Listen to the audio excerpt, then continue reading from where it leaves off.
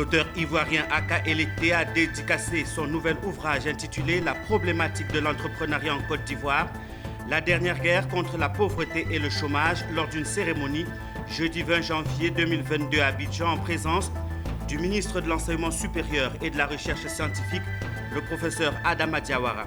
Cette nouvelle œuvre apporte des pistes de solutions en matière d'entrepreneuriat en Côte d'Ivoire.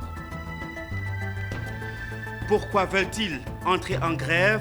Le collectif des syndicats agricoles et les producteurs de café cacao menacent d'entrer en grève à compter du lundi 24 janvier jusqu'à la satisfaction de leurs revendications. L'information a été livrée mercredi 19 janvier 2022 par le président du collectif des syndicats agricoles, Marcel Tia, lors d'une conférence de presse animée à Abidjan.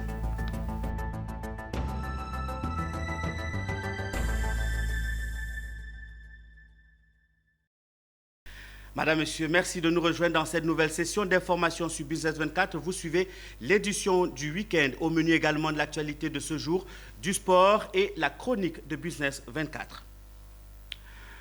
La problématique de l'entrepreneuriat en Côte d'Ivoire, le dernier combat contre la pauvreté et le chômage. C'est le titre de l'ouvrage du professeur Elete Aka, administrateur à la Confédération générale des entreprises de Côte d'Ivoire. Cet ouvrage, préfacé par Jean-Marie Aka, a fait l'objet d'échanges entre chercheurs et entrepreneurs le 20 janvier à la maison du patronat ivoirien. Zénab Dosso et Richard Akeke. La problématique de l'entrepreneuriat en Côte d'Ivoire, la dernière guerre contre la pauvreté et le chômage. C'est l'ouvrage de Dr Elete Aka, membre du conseil d'administration de la Confédération générale des entreprises de Côte d'Ivoire, par ailleurs président de l'Union patronale de l'enseignement supérieur privé. À travers cet ouvrage de 180 pages, édité par les éditions Harmattan, l'auteur met au devant de la scène des méthodes pour révolutionner l'entrepreneuriat en Côte d'Ivoire en vue de mettre fin à la pauvreté et au chômage. Il se présente comme une contribution aux efforts consentis par le gouvernement dans la promotion de l'entrepreneuriat. Il est extrêmement important pour renforcer, n'est-ce pas, l'efficacité, pour accroître l'efficacité des structures d'appui, de repenser, de revoir la stratégie, l'approche, le modèle économique qui a été appliqué jusqu'à maintenant. J'ai proposé qu'il y ait en Côte d'Ivoire une révolution entrepreneuriale. Parce que voyez-vous, on a déjà eu 2 guerres et plusieurs crises socio-économiques. La guerre de 2002, la guerre de 2011 et les différentes crises socio-politiques qui ont amené à la destruction de nombreuses entreprises privées, qui ont accru le niveau du taux de chômage. Pour 34 000 sortants du système d'enseignement supérieur, on avait en tout et pour tout 9 900 emplois disponibles dans le secteur moderne. Précisément 6 600 au niveau du public et 3 300 au niveau du privé, ce qui fait 9 900 emplois, c'est-à-dire moins de 10 000. Alors vous comprenez bien que si on ne s'en tient qu'aux emplois modernes, et même quand on y ajoute l'informel, le compte est très loin d'être atteint. Alors ce qui veut dire qu'il faut absolument se tourner vers l'auto-emploi, c'est-à-dire vers la création d'entreprises. Préfacé par Jean-Marie Aka, président de la Confédération générale des entreprises de Côte d'Ivoire, l'œuvre se veut un pont entre enseignement et entreprise et entre jeunesse et entreprise. Lisant ce livre du docteur Aka Elete, a émergé en moi l'envie d'être entrepreneur. C'est tout le mal que je souhaite à cet ouvrage. Et nous autres également, peut-être qui sommes des entrepreneurs ou qui tentons d'être des entrepreneurs ou qui sommes peut-être en fin de parcours, également que cet ouvrage nous rappelle toujours à nos obligations. Nous devons être des entrepreneurs qui servent autant que possible d'exemple à notre jeunesse. Une œuvre sans doute qui édifiera le lecteur et fera à tous les coups un excellent écho et surtout un témoignage explosif pour tous. Un livre est toujours une bonne contribution. Maintenant, cela dépend de ce que l'on peut faire et de ce que l'on peut s'engager. Moi, en tant qu'artiste plasticienne, poétesse aussi, je peux très bien en faire un outil pour ce qui est les artistes, de pouvoir s'adonner aussi à l'entrepreneuriat. La cérémonie de dédicace du livre La problématique de l'entrepreneuriat en Côte d'Ivoire du docteur Eleté Aka a été marquée par un panel entre chercheurs et entrepreneurs. Elle a débouché sur des recommandations, entre autres, la communication sur les hommes d'affaires qui ont réussi. Le 20 janvier a eu lieu au siège de la Fédération ivoirienne des petites et moyennes entreprises à Abidjan une réunion d'échange et d'information entre le syndicat national des couturiers et tailleurs de Côte d'Ivoire et le ministère en charge de l'artisanat. Il s'est agi pour le représentant du ministère de l'artisanat de définir les critères d'éligibilité au projet Un couturier, une machine. Philippe Zabo et Ézéchiel Seri nous en disent davantage. Le projet Un couturier, une machine prend forme. Il consiste à aider les artisans de la couture et de la mode à améliorer la qualité et la quantité de leur production. Nous avons adopté le slogan Un couturier, une machine de dernière génération, un styliste, un modéliste, un maroquinier, un cordonnier, un bottier, une machine de dernière génération. Alors, ce projet va permettre à tous ces acteurs-là de bénéficier d'un matériel de travail performant pour leur permettre d'augmenter en qualité et en qualité leur production. Et le ministère a fait ce projet, a décidé de ce projet pour effectivement moderniser le secteur de l'artisanat. Après avoir écouté les conditions d'éligibilité au projet Un couturier, une machine, le parrain du projet, le partenaire technique et la présidente du syndicat des couturiers et modélistes sont satisfaits. Si c'est très bon, parce qu'on a vu la préoccupation de l'État de Côte d'Ivoire, qui permet à chaque structure, à chaque ministère de prendre vraiment soin de sa population. Et nous voyons que les artisans sont au premier rang au niveau du ministère des PME de l'artisanat. Nous avons déjà à notre actif, ici sur Abidjan, une centaine de machines disponibles. Et nous attendons les adhérents, l'adhésion des artisans qui viennent adhérer massivement. Parce que je suis un couturier et c'est toute ma vie que je connais ce métier. Et je connais aussi les difficultés avec lesquelles on a évolué. Aujourd'hui, s'il y a des opportunités pour aider les jeunes, c'est un devoir pour moi d'être là pour les soutenir. Pour bénéficier du projet, il faut appartenir au SINA-PCT, avoir été présélectionné sur présentation de dossiers au point des points focaux du syndicat, vivre dans une grande commune de Côte d'Ivoire et où se trouve une banque populaire, partenaire financier du projet et y ouvrir un compte. Dans le cadre du financement des PME ivoiriennes, le Fonds de solidarité africain et la Confédération patronale unique des PME de Côte d'Ivoire viennent de signer un accord cadre de partenariat. À travers cet accord, les PME membres de cette confédération pourront désormais bénéficier des fonds de garantie de crédit mis à leur disposition par le FSA. Konena Nourgo et Tima Traoré nous dévoilent les grandes lignes de cet accord cadre. 60 milliards de francs CFA. C'est le montant des garanties de crédit du Fonds de solidarité africain FSA mis à la disposition des PME ivoiriennes. Afin de faire bénéficier l'ensemble des PME des différents secteurs d'activité, le FSA et la Confédération patronale unique des PME de Côte d'Ivoire, CPPME, officialisent ce jour leur partenariat à travers une signature de convention. Nous avons fourni une garantie globale de 60 milliards de francs CFA aux PME de la Côte d'Ivoire. Des échanges que j'ai eus avec M. le ministre et avec son cabinet, il est bien sûr entendu qu'en relation avec l'association professionnelle des banques et des établissements financiers, la Confédération unique des PME, la Confédération ivoirienne des PME et l'ensemble des organisations faîtières devraient se mettre autour de M. le ministre afin d'assurer le lead de l'activité qui consistera à répartir les 60 milliards entre les banques et les établissements financiers d'une part, mais également inciter les entreprises à faire leurs dossiers et à les acheminer au niveau des banques et des établissements financiers. Un geste qui permet désormais aux entreprises membres de la CPI-PME de bénéficier de lignes de crédit. Une aubaine pour ces PME. Aujourd'hui est un jour particulier pour la Confédération. Particulier en ce sens que, comme l'a dit Madame la directrice de cabinet, les PME ont besoin de fonds. Les PME ont besoin d'accompagnement. Et le Fonds de solidarité africain, comme son nom l'indique, joue pleinement son rôle. Depuis la Covid, que vous suivez l'information depuis 2 ans, tout le monde parle de notre secteur, le tourisme, qui est sinistré. Et jusqu'à preuve du contraire, il y a des agences de voyage aujourd'hui qui ne sont pas ouvertes. Comment faut-il relancer ce secteur sans les finances? Donc, c'est un grand jour pour les PME en général et en particulier pour l'industrie du tourisme en Côte d'Ivoire.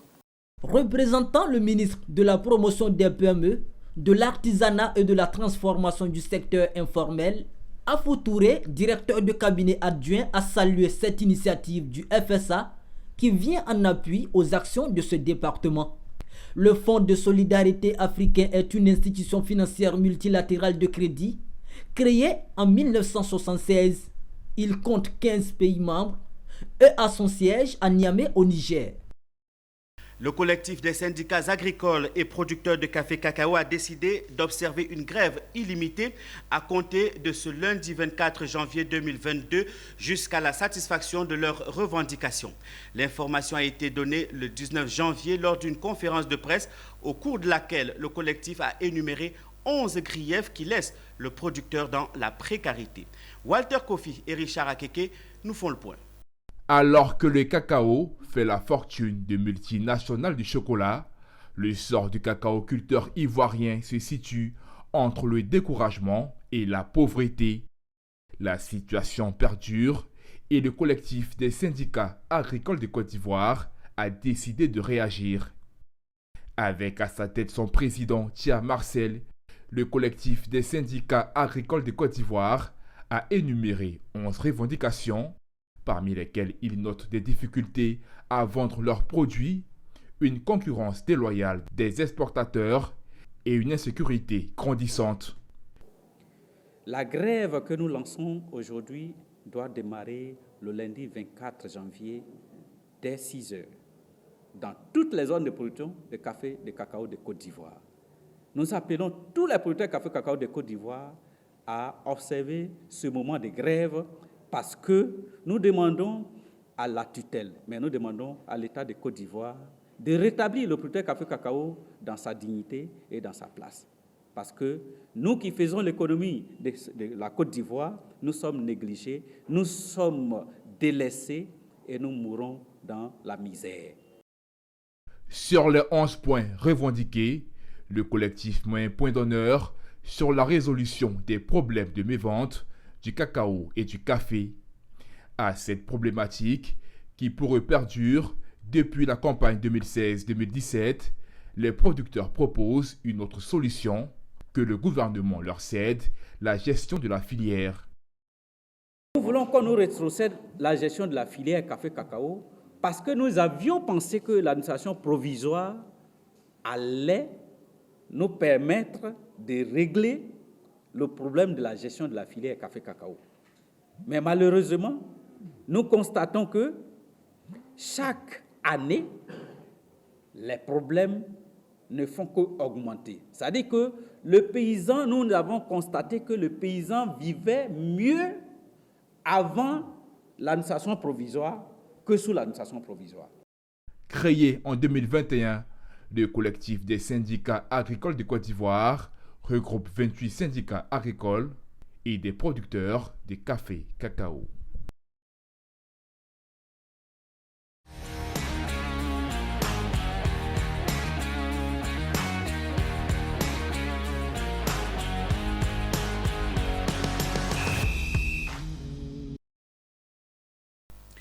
Nous ouvrons à présent la page sportive de ce journal avec vous, Amidi Arasouba, bienvenue. Merci Pierre.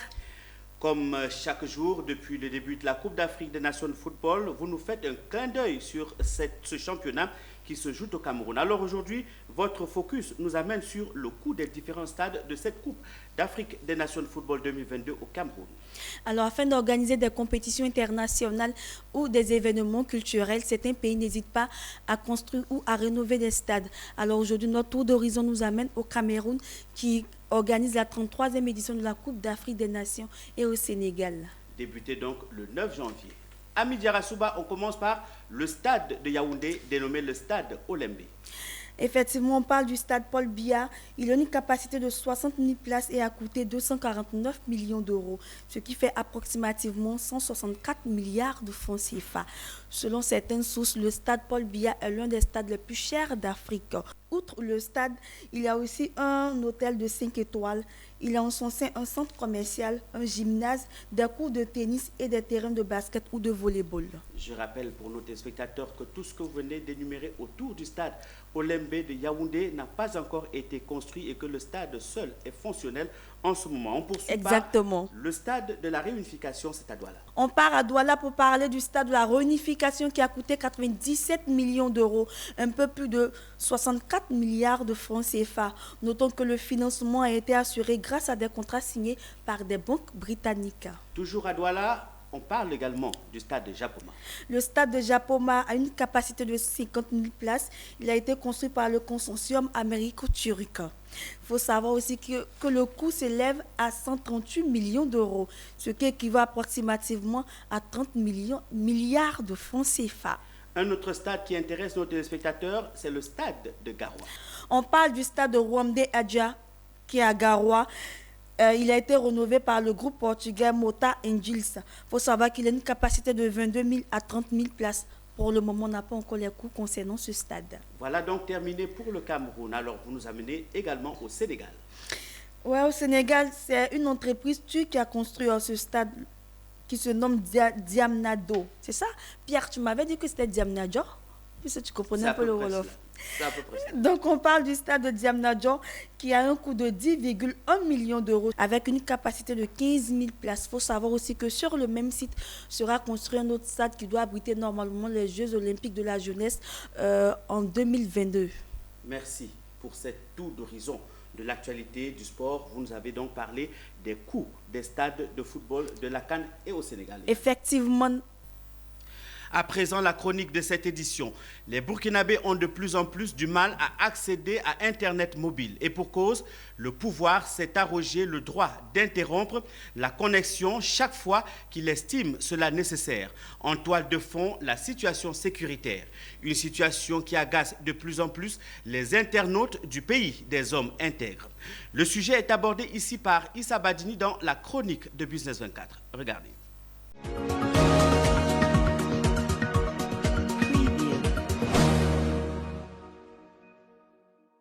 Et voilà un autre délestage au Burkina Faso. Après l'électricité qui est loin d'être la plus stable au monde, c'est au tour de l'Internet mobile de rentrer dans la danse. Et cette fois, inutile d'accuser d'âme nature car le fautif est bien connu, le pouvoir de Ouagadougou.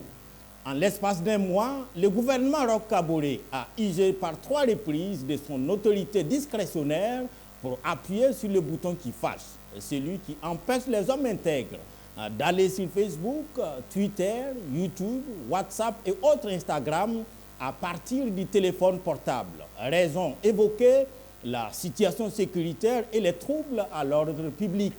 La situation sécuritaire est plus que problématique au Faso. Il n'y a aucun doute. Les passes Internet 200, comme on le dit, sont aussi souvent nocifs dans ce monde du tout 2.0. Mais que faire? Est-ce en cassant le thermomètre qu'on fera baisser la fièvre? Absolument pas. Et bien au contraire, on crée plutôt un problème sur un autre. En coupant Internet mobile, c'est tout un pan de l'économie numérique qui est mise en difficulté. Et Dieu seul sait combien de personnes comptent sur cette fameuse connexion pour allumer les gaz à la maison. Dans cette rareté de ressources doublées de l'insécurité, c'est donc une triple peine que les utilisateurs d'Internet mobile se voient infliger, et c'est de façon intempestive par un bouton magique désormais logé. On a le droit de croire au palais de Kosiam. Il faut rectifier les tirs et tout de suite, car c'est une mauvaise plaisanterie de croire qu'on peut résoudre tous les problèmes du pays par la restriction de l'Internet. Pire, c'est une mauvaise publicité pour les pays qui inscrit son nom désormais dans la shortlist des pays coupés d'Internet et par ricochet des restrictions de liberté. Attention, il ne faut pas trop tirer sur la corde, ça peut se casser et c'est souvent irrémédiable. Pour ce qui est de la solution contre le terrorisme et toute sa contingence de peine, il faut aller la chercher là où on sait tous, sur les terrains. Titao, Barsalgo, Ban, Kodiel et toutes les autres localités du pays en proie aux attaques. Que ce soit les cyberactivistes, les frondeurs sociaux ou même les anti-libanais, le meilleur moyen de couper l'herbe sous leurs pieds, c'est de reconquérir les terrains. Et comme les étalons à la CAN 2021, c'est en mouillant les maillots que les boys viendront à bout de l'ennemi. Pas en se calfeutrant dans les casernes et les camps, comme semble-t-il, c'est le cas pour le moment. Alors, bring back our Internet. Espérons que le retour de l'Internet au Burkina Faso est très proche. C'est avec cette information et cette note d'espoir que nous refermons ce journal proposé par l'ensemble de la rédaction. Madame, Monsieur, merci de l'avoir suivi. Passez un très excellent moment en compagnie de nos programmes. Excellent week-end à tous. Au revoir.